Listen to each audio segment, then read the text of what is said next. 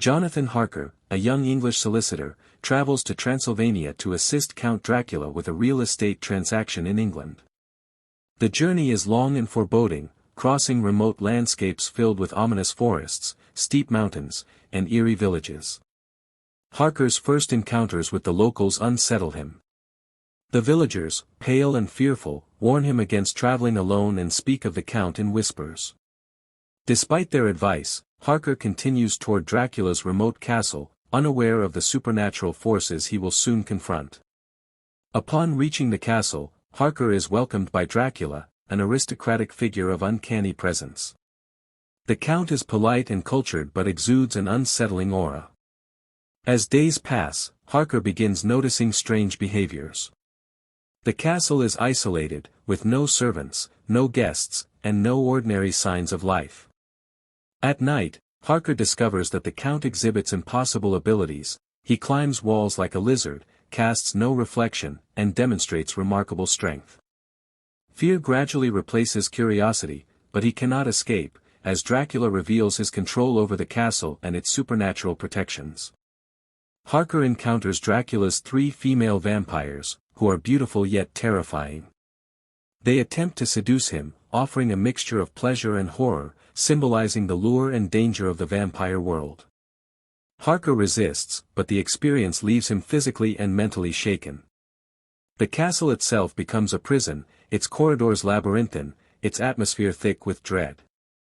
Harker realizes that the Count intends to travel to England, where he plans to spread his vampiric influence, bringing terror and corruption to the unsuspecting populace.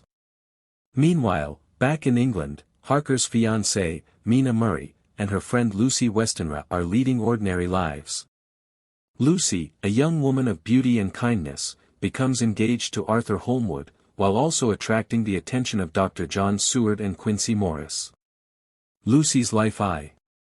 Mina Harker, back in England, begins her ordinary life with little idea of the evil approaching from afar. She is devoted to her fiancé Jonathan, who is still missing, and is close friends with Lucy Westenra, a young woman full of charm and kindness. Lucy is engaged to Arthur Holmwood, but her beauty and gentle nature attract other suitors as well, Dr. John Seward, a skilled physician, and Quincy Morris, a brave American. The stage is set for tragedy, as Dracula's dark presence silently crosses the European landscape toward London, using the coffins of his native soil as vessels to maintain his strength. Dracula arrives in England under the cover of night, invisible to ordinary eyes, moving stealthily across the city. His first victim is Lucy Westenra. Initially, her health deteriorates in subtle ways: pale complexion, fatigue, and faint marks on her neck that are dismissed as minor ailments by those around her. However, Van Helsing, called by Dr. Seward for consultation, quickly recognizes signs of vampiric influence. The symptoms, combined with Lucy's progressive weakness, indicate that she is under attack by a supernatural predator. The tension grows as her life hangs in the balance, and the ordinary English society around her remains unaware of the darkness infiltrating their streets. The group, led by Van Helsing, employs protective measures to guard Lucy. They surround her room with garlic, religious symbols, and constant vigilance. Despite these precautions, Dracula's power proves formidable. He enters her room at night, feeding on her life force, leaving her weaker with each encounter. Lucy's sleepwalking adds to the suspense, as she wanders dangerously close to the vampire, guided by unconscious attraction. Her family and friends struggle to protect her, realizing too late that ordinary measures are insufficient against an extraordinary threat. Lucy eventually succumbs fully, transforming into a vampire.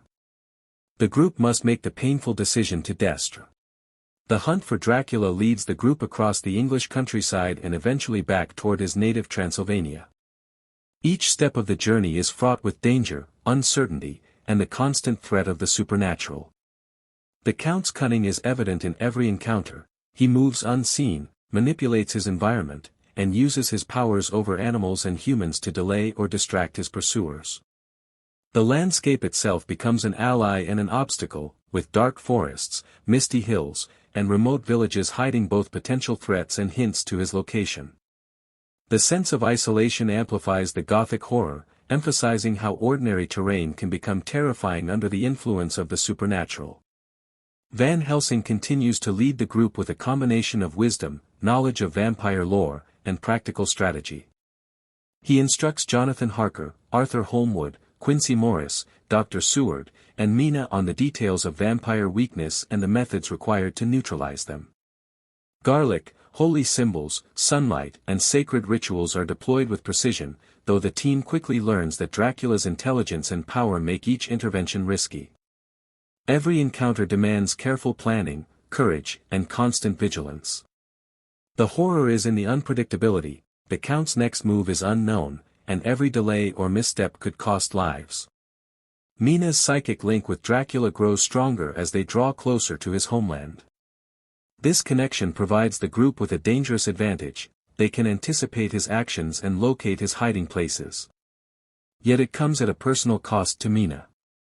She experiences hallucinations, night terrors, and an almost irresistible draw toward the Count.